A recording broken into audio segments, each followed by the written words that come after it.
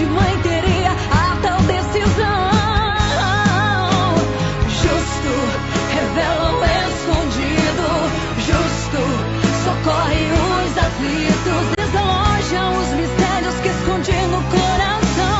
Ele é justo. A paz do Senhor Jesus, tudo bem?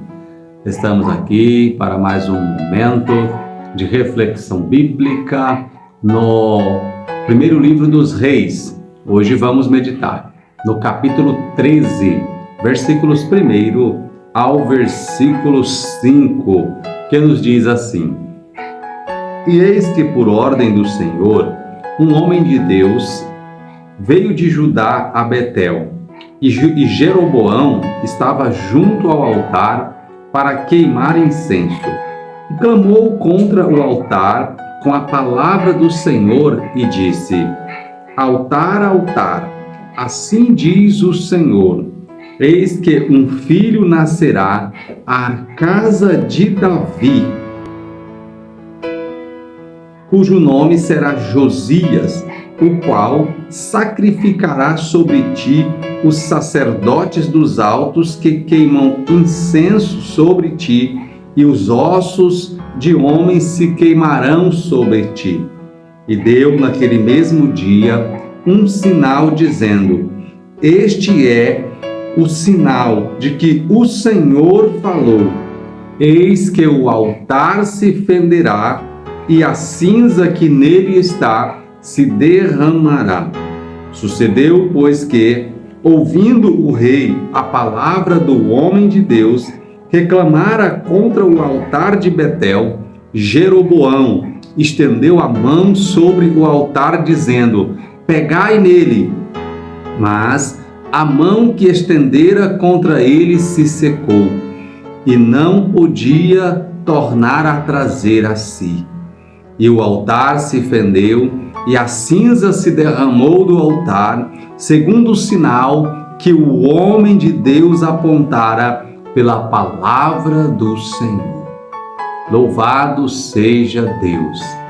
Queridos, chegamos a esse capítulo 13 e no capítulo anterior nós vimos que o reino foi dividido por falta de sabedoria, de Roboão, filho de Salomão, que não ouviu o conselho dos anciãos, dos mais experientes, mas ouviu o conselho dos jovens, e com a força, com a autoridade, de um jovem sobre poder, ele então fez com que o reino do povo de Israel se dividisse, e Jeroboão, aqui citado, tornou-se o rei da outra parte das tribos, que ficou então fora do reinado de Roboão, filho de Salomão. A Bíblia agora vai nos dizer que Jeroboão, ele vai aqui até o templo para oferecer sacrifícios, fazer adoração que era competente aos sacerdotes. E nesse momento Deus levanta um profeta, para clamar contra o altar, ou seja, porque certamente os sacerdotes eram coniventes com esta situação e permitiam que este homem, que apesar de ser uma autoridade, mas não constituída para este fim, pudesse fazer aquilo que lhe aprazia, no templo, por ser o rei, um rei, designado sobre o povo. Isso vai nos ensinar que Deus, ele tem zelo por aquilo que ele chama, Deus tem zelo pelos cargos que ele cria, Deus tem zelo, pelos postos de autoridade que ele designa, e não é qualquer pessoa que de qualquer maneira podem assumir esses postos. Aqui nós vemos na palavra do Senhor Deus enviando um profeta a falar contra um altar, contra uma autoridade, um rei, porque estes estavam andando de acordo com as suas vontades, mas fora da vontade do Senhor. Assim, nós percebemos que, imediatamente após este profeta clamar contra o altar, na presença do rei, nós vemos que a Bíblia nos mostra que esse rei, ele vai usar da sua autoridade para punir este profeta. Então, ele estende a sua mão para dar uma ordem contra aquele profeta, e a Bíblia diz que imediatamente as mãos daquele rei se secaram, ou seja, ele perdeu o movimento dessas mãos e não podia mais movimentá-la. Isso demonstra, a autoridade de Deus que estava, sobre a vida daquele profeta, sobre a vida daquele homem de Deus, pois ele não falara em seu próprio nome, mas ele falara segundo a vontade do Senhor. Isso nos ensina dois princípios importantes. O primeiro diz respeito ao comportamento dos sacerdotes e também deste rei. Ou seja, nós temos que saber qual é a nossa posição. Ou seja, se nós não temos autoridade para fazer uma determinada coisa, especialmente no reino de Deus, nós não devemos fazer aquilo que Deus não nos chamou para fazer, porque se nós fizermos, é possível que nós sejamos envergonhados.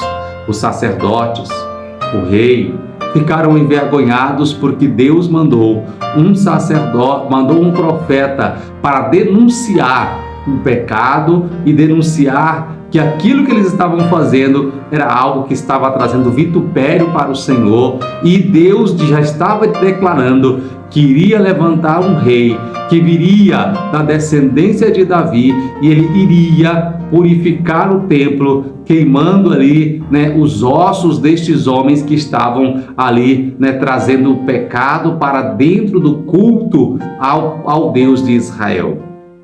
E a segunda coisa que nós podemos perceber aqui é que quando nós estamos na direção de Deus, quando Deus nos capacita para fazer, a sua obra, não tem autoridade que seja empecilho ou que nos cause espanto para fazer aquilo que Deus nos designou. Esse profeta foi levantado para falar contra os sacerdotes, contra o altar, contra o templo, contra reis, e ele levou a sua palavra confirmada pelo poder e pela autoridade de Deus. Pois ele disse: para que vocês saibam que é Deus quem está falando, acontecerá um sinal no templo, ou seja, o altar iria se fender, o altar se fenderia e a cinza que estava sobre ele ia ser derramada, como um sinal de que Deus estava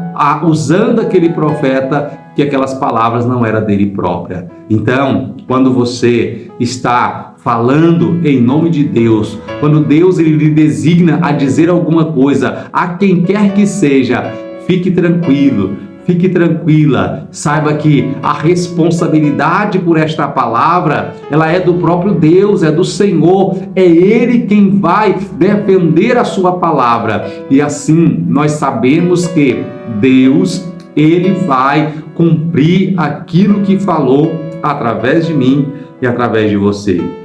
Aquele rei tenta, então, a punir aquele homem que estava apontando o seu pecado, mas Deus entra em ação, porque aquela palavra era de Deus, não era do profeta. Aquela palavra era do Senhor. Então, quando Deus manda, Ele guarda aqueles que levam a sua palavra. Então, que possamos, em nome do Senhor Jesus, fazer parte deste segundo grupo, que é o grupo daqueles que andam segundo a vontade do Senhor, que sabem qual é a vontade do Senhor, que ouvem a ordem do Senhor, que obedecem aquilo que o Senhor manda.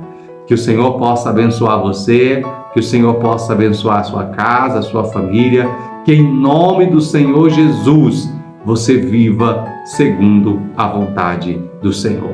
Obrigado pela sua companhia, continue nos acompanhando, eu aguardo você em nossa próxima reflexão. Até lá!